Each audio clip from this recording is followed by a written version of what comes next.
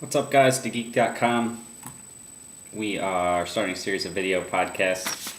This is the first one. Bear with us, they'll get better. We're trying some new ways to get some content out there, give you guys a couple different ways to get some answers to your questions.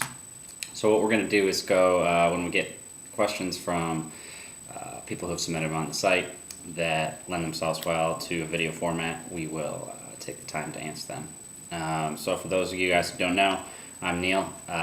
This is DeGeeked.com. We're a site who's trying to get really simple answers to technical questions.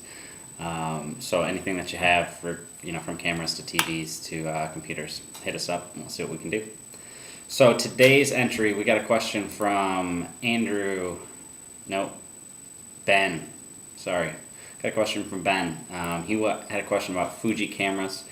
He saw one advertised for $189 for a 10 megapixel camera with 12x zoom, which sounds like a really great deal if you take a look at it.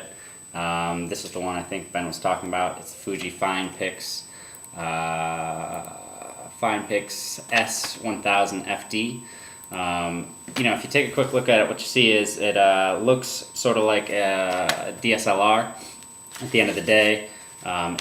It's a little bit deceiving in that it doesn't have interchangeable lenses, so it's actually a bit more like a point-and-shoot disguised as a DSLR. So here's the deal. The pros of this thing, obviously for $189 to get 12x optical zoom is a great deal.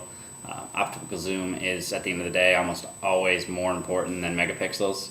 Once you get up to 6 or 7 megapixels, you're pretty good up to 17 by 19 printouts.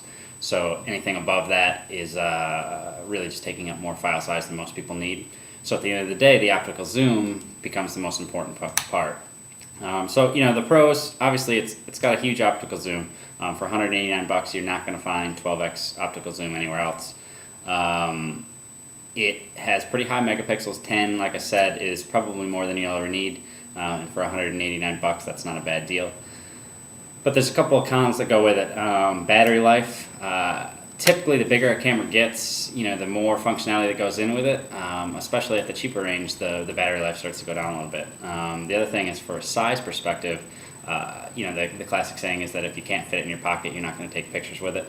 So as you can see, this thing's pretty big. Not something you're going to carry in your pocket. It's more like a camera you're going to carry around in a case and with a strap. And would only use for the more serious sort of travel photography kind of thing that you're going to do. The other thing is just weight. This thing weighs almost 4 pounds, which might not sound like a whole lot, but when you're carrying around a camera to an event day to day, it ends up becoming more of a hassle to carry it around than a convenience to be able to take quick shots. The other thing, like I said before, it's sort of a point and shoot disguised as a DSLR. And what I mean by that is that at the point where you want to upgrade this thing to a better camera with lenses, whether you're going to get a wide angle or a telephoto, the 12x zoom is the most you're going to get out of this thing. So for the price, it's a great deal. But if you go down the road and decide, hey, I want to upgrade this, I want to get some more lenses, I want to get more into the photography scene, this isn't the camera that you want because it's pretty much stopped at where it is. So, at the end of the day, for $189, it's a pretty good deal. I'm getting 12 megapixels or 10 megapixels with 12x zoom for $189 is good.